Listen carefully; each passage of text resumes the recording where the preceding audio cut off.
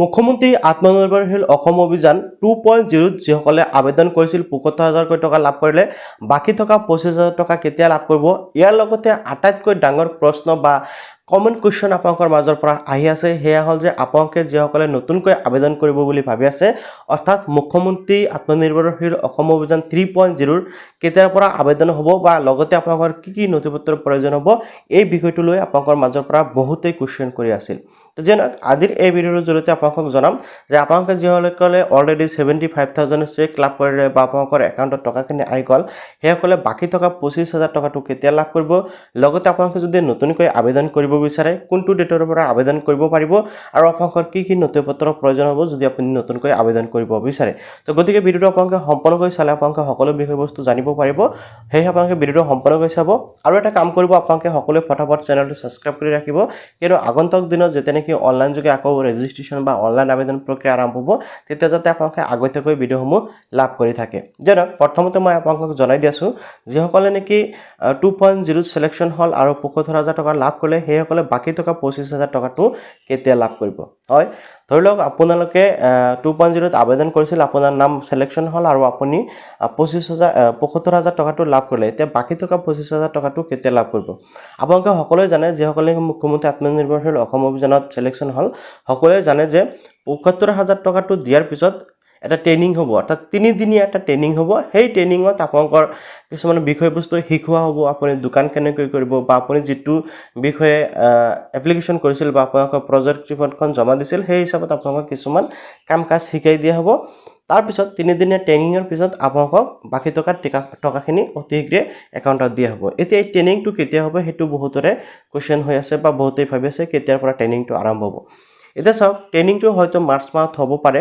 by chance যদি March মাহত নহয় তেনে ক্ষেত্ৰত আপোনালোকে জানে আগন্তুক বিধানসভা নিৰ্বাচন তেনে ক্ষেত্ৰত বিধানসভা নিৰ্বাচনৰ পিছতহে আপোনালোকে টকাখিনি লাভ কৰিব আৰু যদি মাৰ্চ মাহতে হয় তেনে ক্ষেত্ৰত আপোনাৰ মাৰ্চ মাহতে টকাটো আহি যাব অৰ্থাৎ ট্ৰেইনিং হোৱাৰ কিছুদিন পিছতে আপোনালোকক বাকি থকা টকাখিনি প্ৰদান কৰা হ'ব আপোনালোকৰ বেংক একাউণ্ট জৰিয়তে ডাইৰেক্ট ট্ৰান্সফাৰ কৰি দিব এতিয়া আপোনালোকে নিশ্চয় বুজি পালে ট্ৰেইনিংটো কেতিয়া হ'ব তাৰ ফাইনাল ডেটটো কিন্তু এতিয়ালৈকে অহা নাই ফাইনাল ডেট আহিলে নিশ্চয় জানিব পাৰিব সেই আপোনালোকে ফটাফট চেনেলটো সাবস্ক্ৰাইব কৰি ৰাখক আৰু আপোনালোকক যেটো নেকি গ্ৰুপ বনাইছে প্ৰতিটো সমষ্টিৰ কিন্তু গ্ৰুপ বনাইছে সেই সমষ্টিৰ গ্ৰুপত আপোনালোকক জনাই দিয়া হ'ব যে আপোনালোকক সমষ্টিত কেতিয়া কোত কোনটো ডেটত আপোনাৰ মানে কি কৰা হ'ব ট্ৰেইনিংটো দিয়া হ'ব তাহৰ আপোনাক নিশ্চয় গ্ৰুপৰ পৰা ভালদৰে জানিব পাৰিব সকলো আপডেট আপোনালোকে গ্ৰুপটোত এড হৈ থাকিব ওকে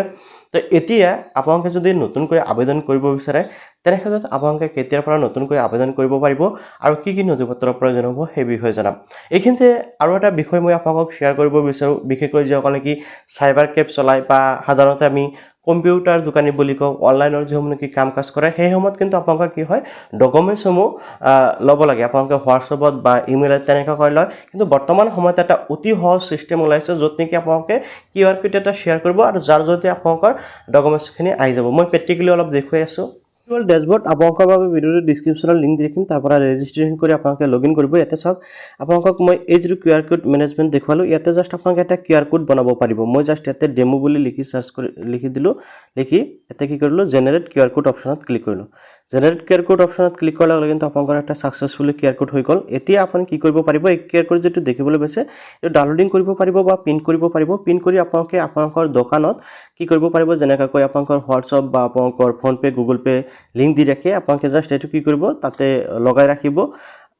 এটুত ক্লিক কৰিলে অৰ্থাৎ এটু স্ক্ৰিন কৰাৰ লগে লগে কিন্তু ডাইৰেক্ট তেখেতসকলে ডকুমেন্টসমূহ আপোনালোকলৈ পঠাব পাৰিব ধৰি লওক কোনোবাই আপোনাক ডকুমেন্টসমূহ সেন্ড কৰিব লাগে তেনে ক্ষেত্ৰত আপোনালোকে যেটো কিউআৰ কোড দিছে এটো কিউআৰ কোড আপোনালোকে যিকোনো ব্ৰাউজাৰত গৈ স্ক্ৰিনিং কৰিব স্ক্ৰিনিং কৰাৰ লগে লগে এনেকৈ আহি যাব জাস্ট আপোনালোকে কি কৰিব লাগিব এই যেটো লিংক আছে লিংকৰ ওপৰত ক্লিক কৰি দিব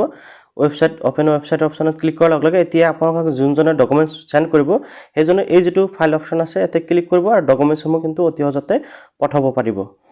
মই জাস্ট এনে সিম্পলি দেখুৱাই দিছো আপলোড অপচনত ক্লিক কৰি দিলো নেমটো দিব লাগিব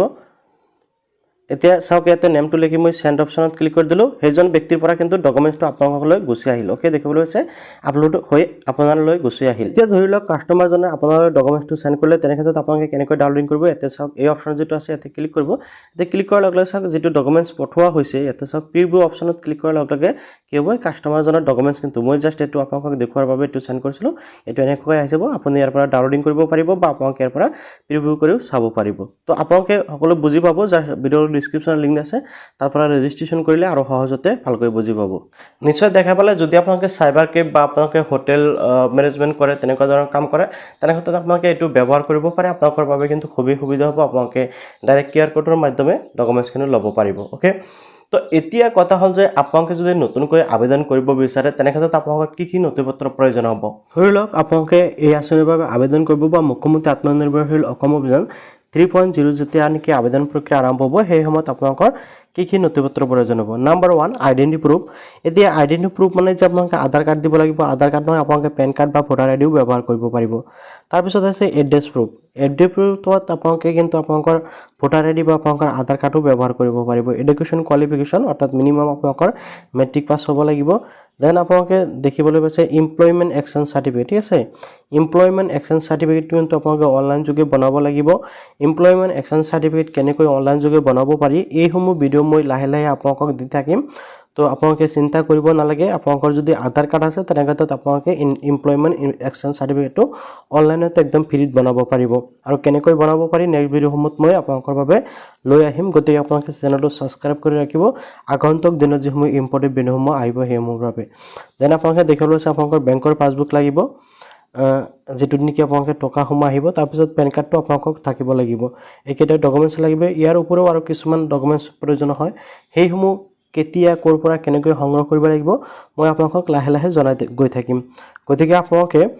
জাস্ট এইকেইটা ডকুমেণ্টছ আপোনালোকৰ হাতত যদি আছে আপুনি যদি মিনিমাম মেট্ৰিক পাছ কৰিছে তেনে ক্ষেত্ৰত আপোনালোকে এই আঁচনিৰ বাবে আবেদন কৰিব পাৰিব আপুনি সাজু হৈ থাকক ইয়াৰ পিছত আৰু কি নথিপত্ৰৰ প্ৰয়োজন হ'ব সেইসমূহ মই লাহে লাহে আপোনালোকক জনাই গৈ থাকিম গতিকে আপোনালোকে মাইবি চেনেলটো সাবস্ক্ৰাইব কৰি ৰাখক যাতে আপোনালোকে আপডেটসমূহ পাই থাকে তো ভিডিঅ' ভাল নিশ্চয় লাইক কৰিব আৰু চেনেলটো সাবস্ক্ৰাইব কৰিবলৈ পাহৰি নাযাব আৰু আপুনি কোনটো ডিস্ট্ৰিক্টৰ পৰা ভিডিঅ'টো চাইছে কমেণ্ট জনাবলৈ পাহৰি নাযাব নিশ্চয় দেখা পালে যে আপোনালোকে যদি নতুনকৈ ৰেজিষ্ট্ৰেশ্যন কৰিব বিচাৰে বা আপোনালোকে নতুনকৈ মুখ্যমন্ত্ৰী আত্মনিৰ্ভৰশীল অসম অভিযান 3.0 আবেদন কৰিব বিচাৰে তেনে ক্ষেত্ৰত কি নথিপত্ৰৰ প্ৰয়োজন হ'ব এতিয়া কথা হ'ল যে আপোনালোকে কেতিয়াৰ পৰা আবেদন কৰিব পাৰিব অসমৰ মুখ্যমন্ত্ৰী হিমন্ত বিশ্ব শৰ্মা ডাঙৰীয়াই ইতিমধ্যে ঘোষণা কৰিছিল যে মাৰ্চ মাহৰ পৰা মুখ্যমন্ত্ৰী আত্মনিৰ্ভৰশীল 3.0 বাবে আবেদন প্ৰক্ৰিয়া আৰম্ভ হ'ব বা পোৰ্টেলটো ওপেন কৰিব এটা যেহেতু সমাগত নিৰ্বাচন সেইবাবে হয়তো ডেটটো অগা-পিছা হ'ব পাৰে মই ফাইনাল ডেট আপোনালোকক দিয়া নাই কিন্তু মুখ্যমন্ত্ৰী হিমন্ত বিশ্ব শৰ্মা ডাঙৰীয়াই মাৰ্চ মাহৰ কথা কৈছিল যে মাৰ্চ মাহৰ পৰা মুখ্যমন্ত্ৰী আত্মনিৰ্ভৰশীল অসম অভিযান 3.0 বাবে আবেদন প্ৰক্ৰিয়া আৰম্ভ হ'ব